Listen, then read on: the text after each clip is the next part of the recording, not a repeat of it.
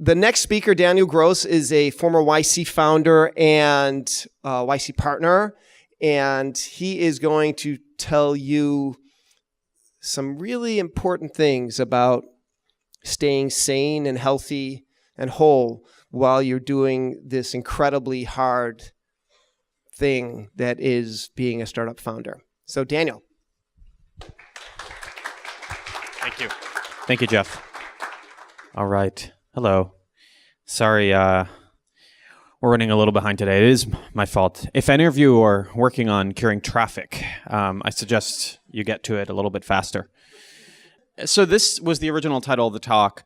In hindsight, it's kind of a terrible title, so we're going to remove it. This is actually what I want to talk about today.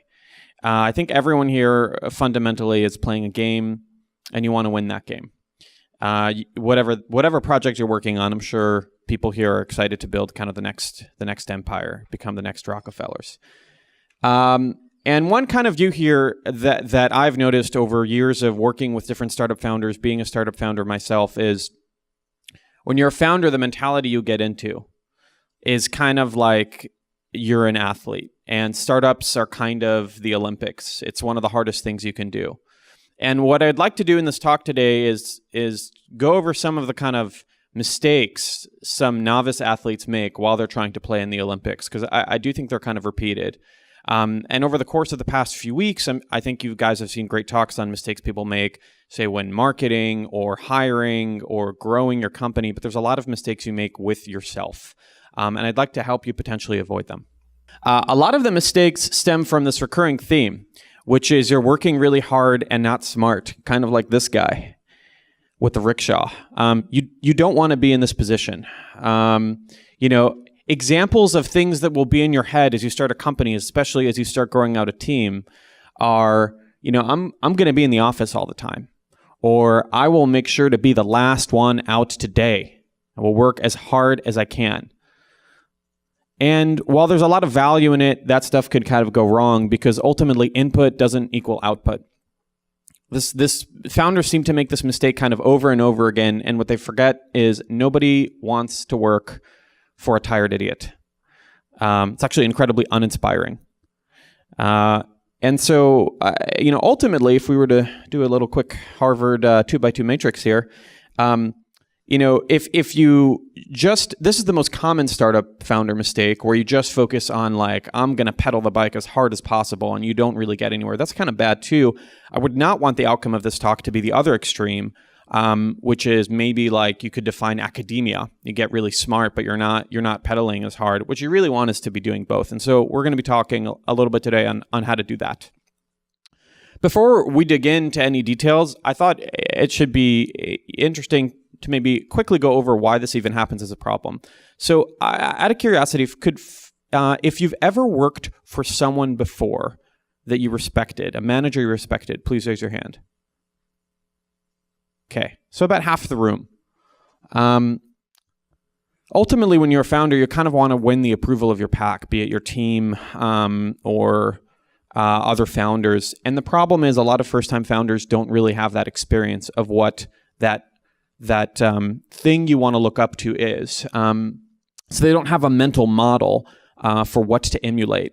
And as a result, there's just a lot of common mistakes people make because they don't know kind of what greatness looks like. And so they optimize for the wrong thing. All right. So that should set, hopefully, the general framing for the talk. What does this actually mean in practice? So we're going to go over a couple of different areas. Common mistakes with sleep, food, exercise, your mind, and leadership. This is kind of a Maslow's hierarchy of sorts to startup success, where I think you can only tackle the stuff at the bottom after you tackle the basics. What's really ironic about the advice I'm about to deliver you is I'm sure for about half the people in this room, and I'm sure many more people online, you will make all these mistakes despite me saying what I'm about to say. It's kind of fascinating. But I'll go through the exercise anyway, just so I could tell you I told you so. All right, so sleep. Guys, the reviews are in. Sleep is the ultimate nootropic. It just takes a couple of hours to apply. There is no way that cutting that hour of sleep was actually worth it for your company unless there's a real emergency. Some people need 5 hours of sleep. Some people need 8 hours of sleep. Some people need 9. just sleep as much as you need. When I started my first company, I was very focused on, as I mentioned earlier, just being in the office all the time, working as hard as possible. And again, it's really stupid and in fact bad for your shareholders and for your entire company if you're coming in there with 20% cognition because you're not sleeping well. I would spend a bunch of weekend time, you don't have to spend your company time on this, optimizing your sleep environment. I think sleep masks are the most underrated product in the world in terms of the upside that they give you, and the cost. It's like $20, and I sleep significantly better. There's a website for this that details it. I would just go through all their products. I would be incredibly frugal in general in life, and I would spend lavishly on this one. Again, just think about it as a nootropic. I know there's a lot of people that are obsessed with kind of, taking L-theanine or caffeine. This is a far better nootropic than all that stuff, so just spend on it. I would try to avoid using an alarm clock, at least for half the week. Again, your ancestors didn't have an alarm clock. They survived. You should be able to as well. Sometimes, one thing your ancestors obviously were not exposed to is a lot of light in the night. And so occasionally resetting your circadian rhythm, I think for a lot of folks, especially software engineers, can be helpful. I think if you're a software engineer, you probably have, I found at least most software engineers that I've worked with have about a 25-hour cycle. That is to say, they increasingly wake up later and later and later. If you take a little bit of melatonin, you can actually reset that quite well. For various fascinating regulation reasons, most melatonin sold in the United States is way much more than you need. It's like 3, 5, or 10 milligrams. Your body makes 0.3 when it wants to put you to bed, so that's what you should take. You literally have to buy this on Amazon. The reasons for which are fascinating, but outside of the context of this talk. Okay, so we just discussed sleep a little bit. That should be real basic. I don't think you should tackle anything else before you're sleeping well. It's again, fascinating. I'm sure some of you will follow this advice. A lot of you will continue doing what you're doing. But again, I told you so. All right, let's talk about food. Okay, so again, just think of what you're doing and what you want your team to be. Garbage food impairs your judgment. I at some point realized I was letting everyone else down on my team if I was not playing at peak performance, if I was not treating myself like an athlete. So I would not eat crap food. I really don't want to go down the rabbit hole of like what diets to do. I'm not a dietitian and I'm not here to be your Tony Robbins, but I would just focus on whatever you think is healthy. I actually think there's probably a lot of psychological benefit to just eating whatever you think is healthy. Frankly, if you believe sugar is really healthy for you, if you really believe that, maybe that's fine. Whatever fad you're into, just go for it. This is something worth investing in.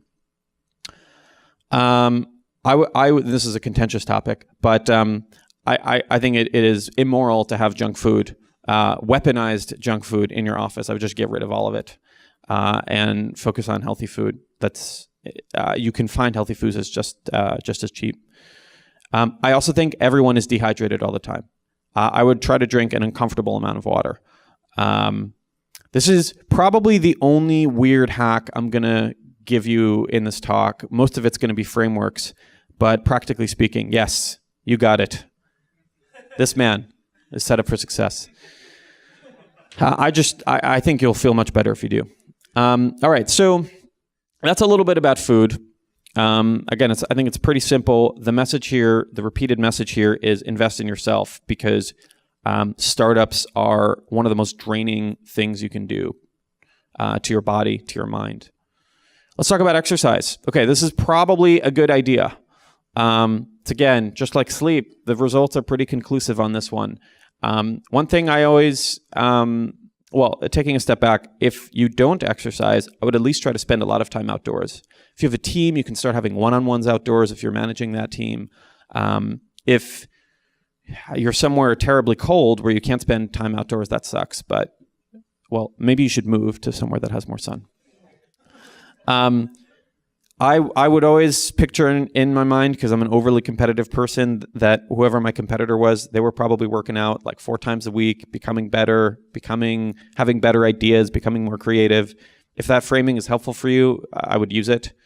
I think, I don't mean to be overly prescriptive on what you do. I think anything you do, in the spirit of exercise is good. I don't have time to cite all the studies that correlate with this. I do think running is probably the best in terms of time expenditure to potential reward if you can do it. I think the more interesting question with exercise is not whether you should do it, because I think it's pretty clear to everyone on the planet you should do it, but how to convince yourself to do it, because that's the harder psychological bit. The largest mistake I think people make, especially if you're a founder of a company, is you have like, I'm going to go all in mentality. You tend to go all into things. If you go all into something like running your first time, you're going to hate it because you're going to sprint. Sprinting sucks. So I would not overdo it. And I would start really small and build positive memories that you can grow on. So celebrate success. What you want to do is pretty much for everything, but in this particular thing, the trick is to create a positive memory such that when your brain predicts whether you do that activity the next time, it looks back and thinks, yeah, that was kind of fun. So that may mean running a mile and then getting a Frappuccino, just because what you'll remember is getting the Frappuccino. But try to really trick yourself into doing this. It'll definitely pay off. I think the other thing you can do in order to kind of reduce the willpower required to do anything is make it, surround yourself by other people that are doing it. You can tell other people that you're running, which is great because then you'll kind of feel like you have to do it because you told everyone about it. You could surround yourself with other people that are running.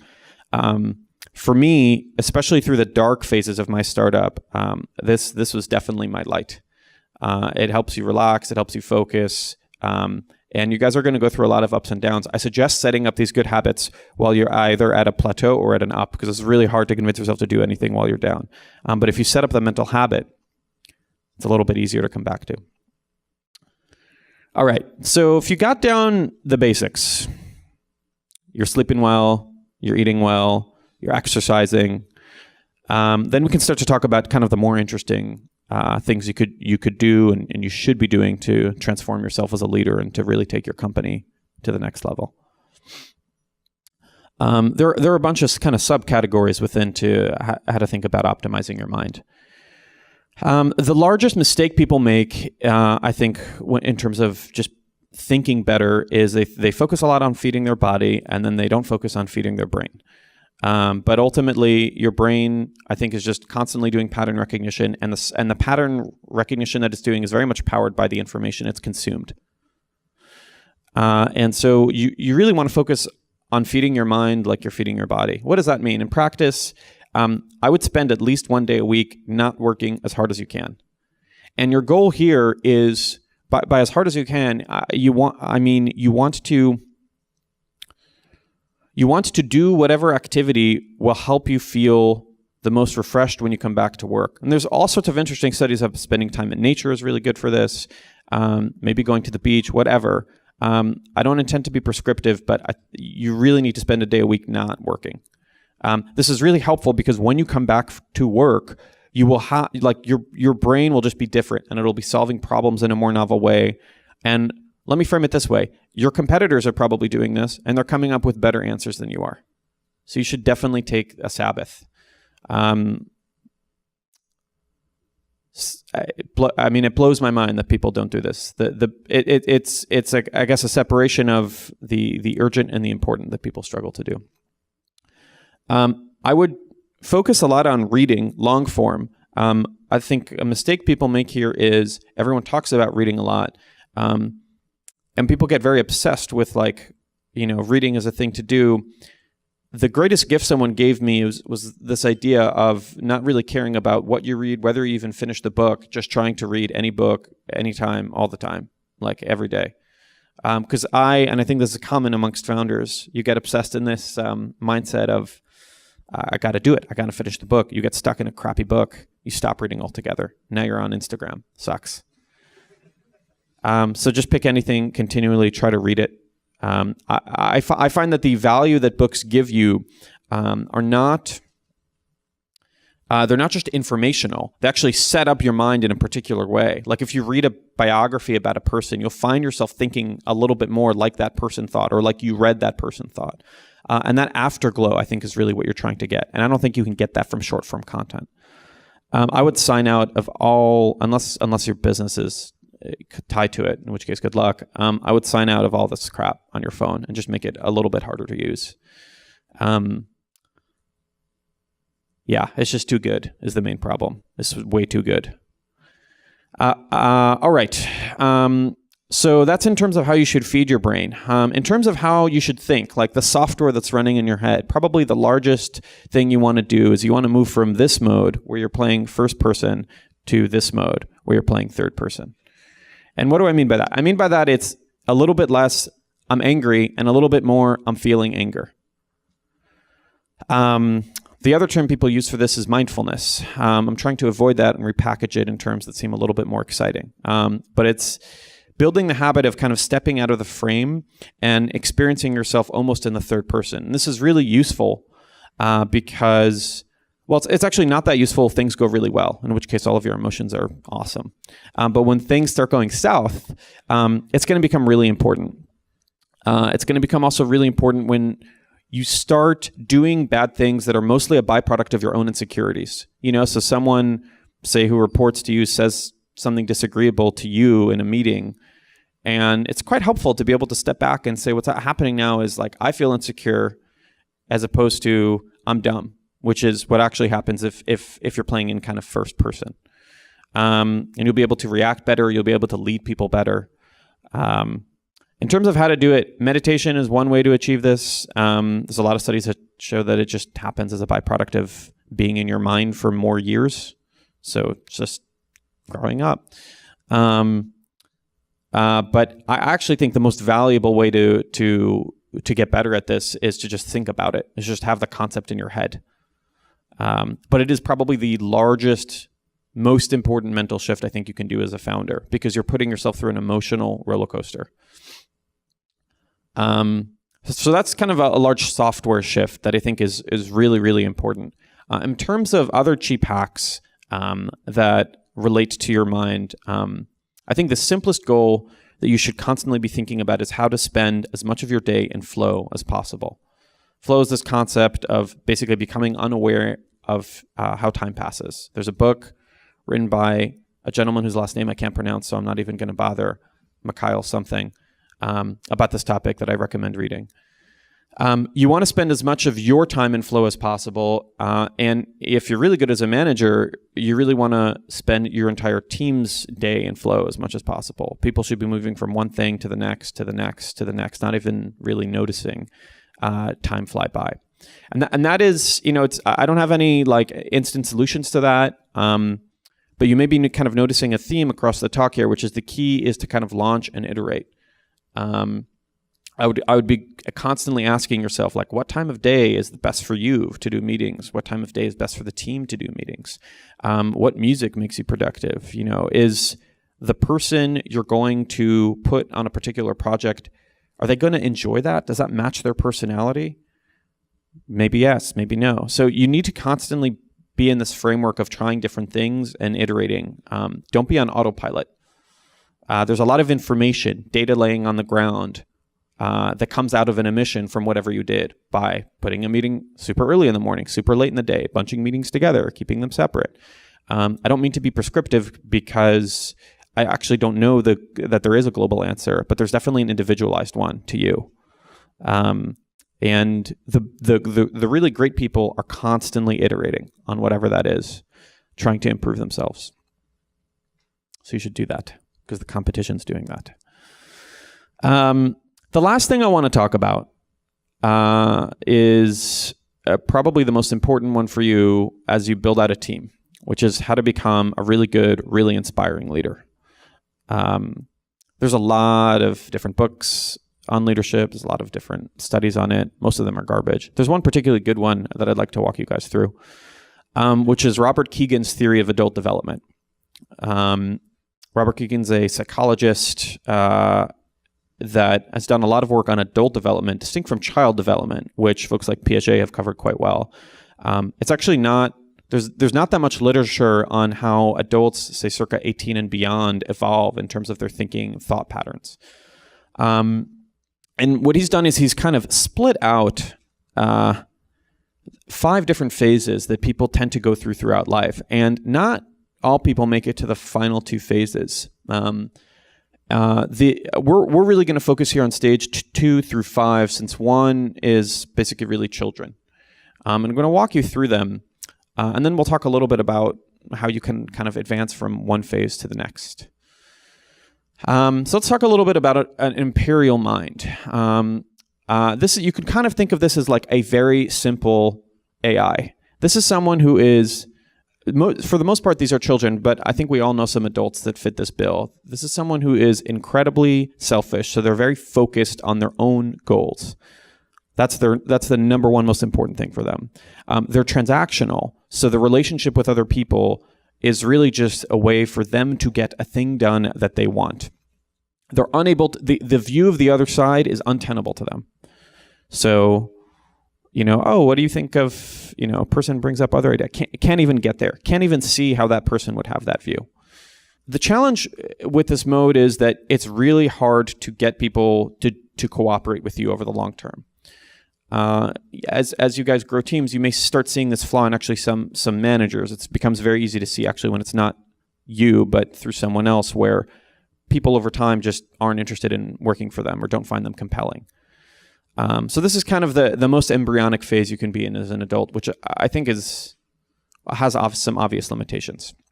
Once you advance beyond stage 2, you get to stage 3, the socialized mind, or as I call it, the NPC, the non-playable character in the game. This is most adults, and these are people who are kind of able to see the other side, but they almost see it too well. And in that sense, they're kind of NPCs. They have no internal locus of control. They really care about what other people are thinking about them all the time. And the social narrative of, people think I'm dumb becomes their narrative. Therefore, I'm dumb, if that makes sense. So you've kind of pendulum swung a little bit too far, where instead of not caring really about what other people think, you now are entirely driven by it. Occasionally we'll see founders that are kind of in this mode. It's really hard to have an independent mindset when you're in this mode. And any great company, as you guys know, there faces a lot of unknowns, and you have to be able to kind of stare into the abyss and say there's a light at the end of the tunnel. And it's really hard to do that if you're constantly gut checking yourself about what other people think about you. There's some value here, like the opinion of other people is actually important.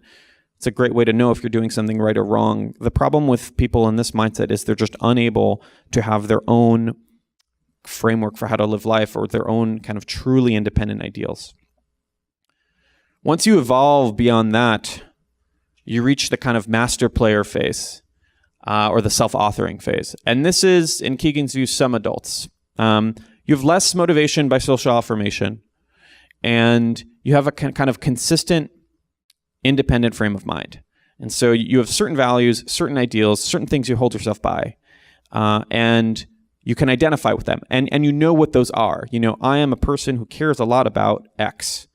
And that's like a part of the inner monologue in your mind.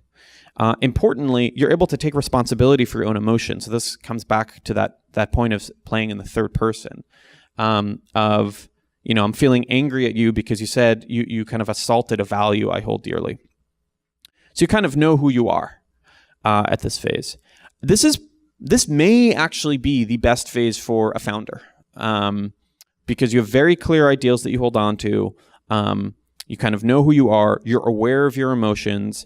And it's slightly different from the second phase we were talking about moments ago. You're able to kind of play an infinite game with people where you're optimizing for the collective group, not just for yourself, but you do have kind of a sense of where you stand. There is another phase beyond it, and kind of Keegan's interesting claim here is that very few adults make this phase, the kind of self-transforming mind. And if previously we were talking about, a really competent game player, this would be almost a game designer. This is someone who is not really held back by any sense of who they are as a person and what values and ideals they have, and is able to basically embrace and extend any of the opinions and ideas of people around him. So they're constantly being recreated by the group that they're in, if that makes sense. You could almost, an engineering metaphor would be that this person can kind of run any idea that comes to them in VM, and they kind of properly evaluate it. They're genuinely curious and interested in other people. They're willing to drop an entire ideology and swap it for another one. in moments if it kind of makes sense for them. And unlike, that second phase, it's not being driven by what will other people think. It's truly being driven by the quality of that idea and ideology. The other very interesting thing about these people that I find fascinating is the tendency to think in systems. So when someone is bringing up an idea, being able to very quickly realize, they're bringing up that idea because of X, Y, and Z, because that's their position in the organization, or that's their background, or that's the environment they grew up in. It's almost like you're seeing the entire map, or you're on the 100th floor of the building and you're seeing the entire city unfold underneath you, as opposed to being on the first floor. They make the interesting case that this is the vision. This is where you want to get to. It's actually not clear to me for founders that you want to be here until you have product market fit. There's something very interesting about these people, which is I find they're very good at managing very high quality talent who needs to be properly heard, needs to be properly understood in order to be inspired to come into work every day. But danger of making metaphors, but when you think of Elon or Steve Jobs, it's not clear that you end up here. It's a little bit more stage 4. They have an idea and they're just going to railroad it through. But I think it's an interesting thing to hold on to long term. And I definitely think as you guys grow and as your companies, you start building out a strong executive bench, this is actually what's required to get A players to be interested in working for you. You have to really be able to set up an environment where they can live their own ideology and they feel challenged by you and they feel like you're willing to adopt it, and you can actually put together people with very different ideologies and kind of get them to mesh together. It's like you're designing, the game as opposed to being an individual player. So I thought, so the question is like, okay, given where one is, and there's a case to be made that we can't really ever evaluate where we stand on this kind of thing. How do you move on to the next phase? How do you become less maybe self-centered and more focused intrinsically in kind of motivating others to join your cause? I think knowing the concepts actually can really help, because then you can kind of label some thoughts that you have and say, well, that's stage 2, not 5. And if you guys are interested in this, you should just Google Bob Kegan and read any of his books. Time, according to him, just kind of moves a person along a continuum here. There's, of course, this question of derivative, how quickly you're moving. One very practical thing that I've learned to do over the age of the limited amount of time I've had on this planet is when interacting with people, especially people that you hire, I would only try to ask questions you're genuinely interested in hearing the answer of. It's kind of interesting, especially in interviews, to hear people ask these rote questions they don't really care about because that's the conventional question to ask, and then they don't really listen to the answer, and then they're not really having a good interaction with the person. So I would try to nerd snipe yourself with this idea of what would be the most fascinating question to ask this person now, even if it's someone who is saying something that you drastically disagree with. So it's an interesting brainstorm of like, what is something they would say that would cause me to change my opinion? That will just make, I think, life more interesting for you and maybe help you kind of work through that continuum. So that's a little bit on leadership. A lot of this, especially if this is the first time leading a team, a lot of this is stuff that you'll just figure out as you go along. I do think it's helpful a little bit to have these concepts in your mind in terms of what's good and what's bad and where you want to be. Okay, so I want to give you guys some closing thoughts. I think it's really important that the metaphor of the Olympics wasn't me kidding around. I remember when I did Y Combinator in winter 2010, James Lindenbaum, the CEO and founder of Heroku, came by and he gave a talk. And he said a related flavor of this, which is he said that you should bill yourself at $500 an hour, which at the time seemed insane to me until I found out, of course, that my lawyer was billing me at $750 an hour. But the point is, your time is really precious, and especially as your team grows, you will be increasingly the choke point for getting things done. And so you really have to treat yourself as an athlete if you want to survive this game, because all of the responsibility is on your shoulders, and you cannot cave. You cannot cave and go for the urgent instead of the important. It's just not acceptable. If it's helpful, I would just assume that the others have figured this out and they're ahead of you and you just need to catch up to them. So you just assume that they're well rested, they're eating properly, they're thinking properly. And so when you find I've certainly had nights when I was running my company where I find myself at the office 3:00 in the morning eating Skittles. This is not a good scene. This idea of switching to kind of third-party camera mode and experiencing yourself in the third person is really important. You guys are going to have days, months, weeks where you get punched in the face a lot. Like someone wants to quit and you lose a customer and things aren't growing.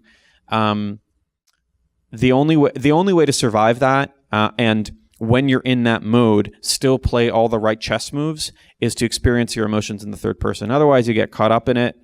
And it's just lame, honestly. So I'd spend a lot of time thinking about that. The particulars of any hack don't really matter. I don't care if you don't actually drink water. The key thing here is to launch and iterate yourself, kind of.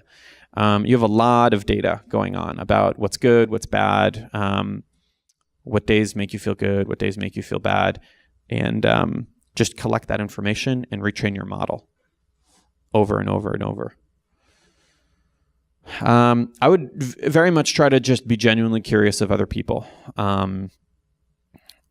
I think if you are, you'll find out other people are just the most interesting thing on the planet, far more so than VI or whatever engineering problem you're solving. It's far more dynamic than a computer.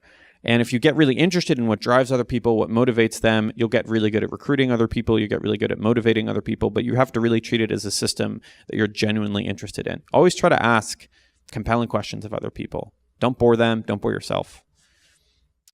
The last thing is a concept it's a little bit hard to convey, but was one of the most helpful shifts I went through, which is you want to move from playing very finite games in life to infinite games. And what I mean by that is 10,000 different things, but I guess at a high level, you have, I think when you get started, you tend to get very worried in various interactions that you have with people that it's zero sum, that it's a win-lose situation. Maybe there's an idea you have, but you're not sure if you should share it with someone because maybe if you give it to them, then they'll go out and run with it and then they'll steal all the credit and you'll be the Winklevoss and they'll be Mark Zuckerberg or something. And it's really important to let those thoughts go. You very much want to make believe you're playing an infinite game that doesn't really have an end. The scoreboard is really unclear. And you're just trying to engender as much goodwill as you want. There's a great book on this topic called Finite and Infinite Games that helps set this kind of mental frame. Because it's very hard to explain in words, but well, someone's playing Mario. But you want to, I guess, move a little bit from kind of being focused on winning one particular interaction to winning the overall set of interactions. Said differently, you're running a marathon, you're not sprinting. So that's it. So that's a little bit of a rant on, hopefully a semi-productive rant on what you need to be doing in order to, kind of improve yourself, in order to advance to the next level. And at the very least should be a good overview of some incredibly common startup mistakes people make. To the 50% of you that actually follow this advice and avoid those mistakes, awesome. And to the 50% that don't, or probably 90% that don't, I told you so. Thank you so much. Do you want to? Sorry? Q&A, yes. Yeah, sure.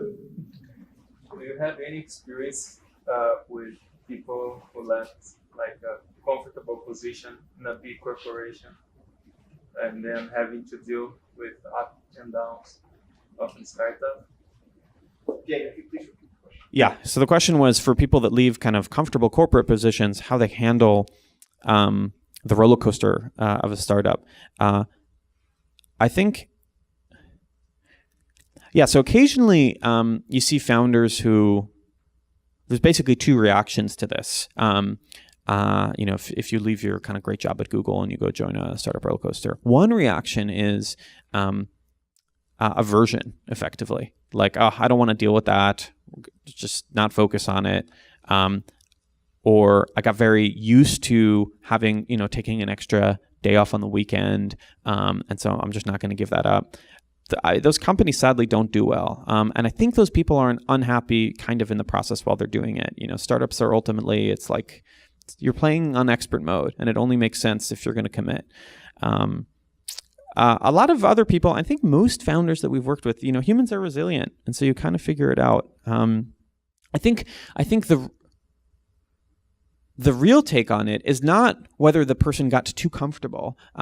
It's really like, are they innately interested in working on the problem they're working on? That's what I think is going on with a lot of those people, is they leave like a Google to start a company because they feel like they should start a company, as opposed to like really being interested in making something, if that makes sense.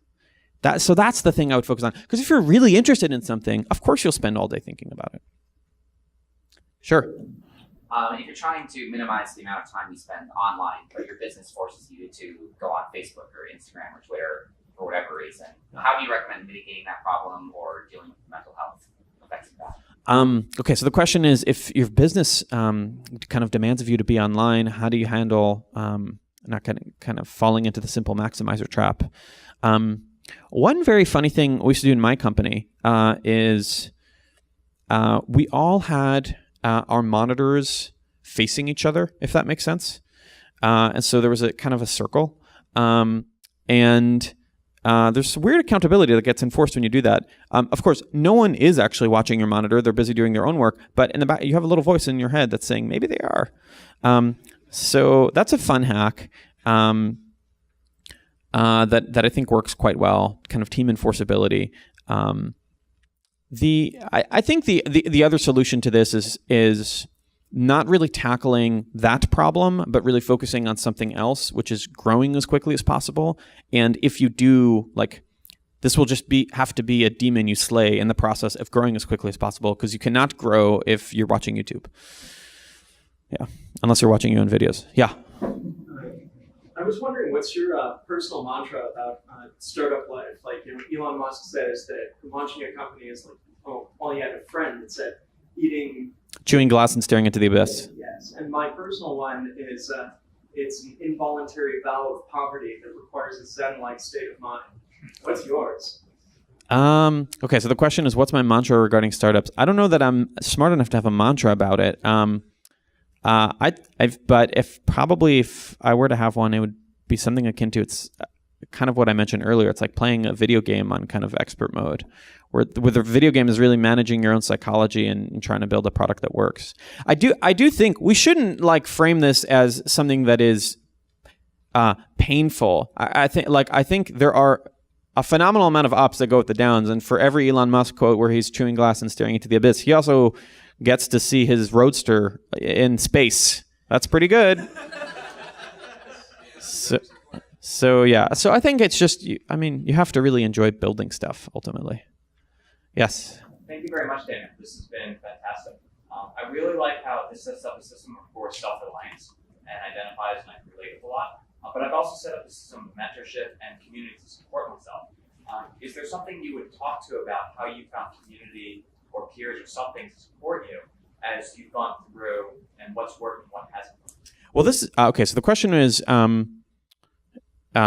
strategies around building community and peers in order to kind of help yourself become better. This is actually, I think, one of the main benefits of Startup School, and assuredly one of the main benefits of YC, is that you get put in a peer group with other people. And what happens is you very quickly figure out, humans are fascinating. They like subconsciously almost figure out, where am I in the peer group? Who's next to me? Who's kind of ahead of me in the leaderboard? Who's beneath me? Where do I stand? And how can I advance myself? I think this is also one of the reasons why Ivy League campuses are so good. It's not really the curriculum of the Ivy League. It's the fact that you're suddenly surrounded by peers who are motivating you to be better.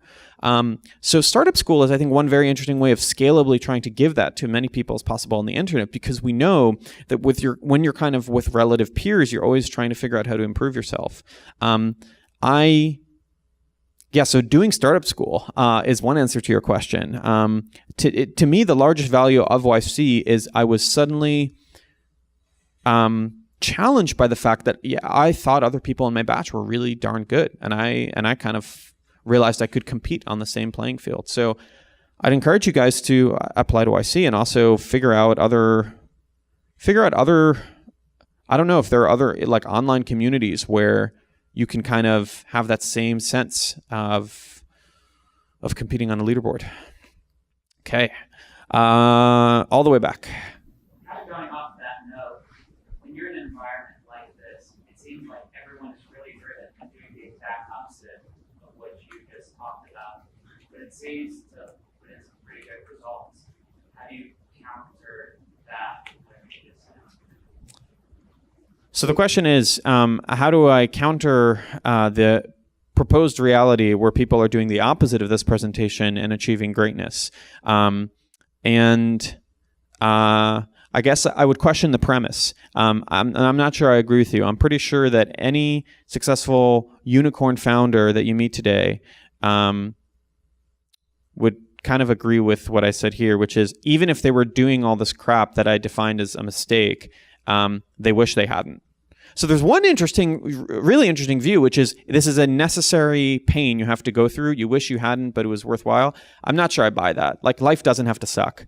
And you don't have to make mistakes to be successful. Please. Hi, Daniel. I'm Lawrence. You're not boring, of course. Oh, it's good to know. This is amazing. So, no, for sure. I was a founder that was working 120, 140 hours a week for a social network. And then I realized the solution doesn't work. I still have the mission. What would you recommend doing while you're trying to think of the next solution, next product? What would you recommend founders to do? Should you still kind of do the startup life or kind of do something else meanwhile? Or? So the question is, what's kind of a good way of coming up with the next product idea or pivot? You also mentioned in your question that you were working a lot. One thing I want to be clear to everyone here is I'm not proposing you don't work hard. In order to win, you have to work hard. I'm proposing you don't moronically work hard and not sleep. Because then you're going to have to work much harder even to catch up. But your question was how to come up with startup ideas. Okay, I think so there's a lot of great content on this topic. PG, Paul Graham, has probably written the best of it. I'm not going to be able to one-up him. But I think a common mistake that comes to mind right now in terms of mistakes people make when they try to come up with startup ideas is they're very focused on trying to come up with an idea in a very limited amount of time. And it's not clear to me that this stuff works in a pressure cooker. I think, to me, I've had my best ideas when I haven't had any kind of immediate goal. I have to come up with an idea, and they just start kind of coming to you. And I have a Google Doc of maybe 1,000 different ideas, of which I'll build probably none. But I think the point is it's much easier to think of this when you're not necessarily in a pressure cooker. And I'd really question the fact of maybe you don't need a startup idea. I think the most one of a very common mistake I see in a lot of YC applicants is they're obsessed with starting a startup, which is actually not what you want to do. My greatest hope when I have an idea today is that someone else will build it. I have no interest in going through the whole startup thing. So if you don't have any great ideas, that's not a problem. That's not a bug or a flaw. Yes? So how do you get out of this pressure cooker?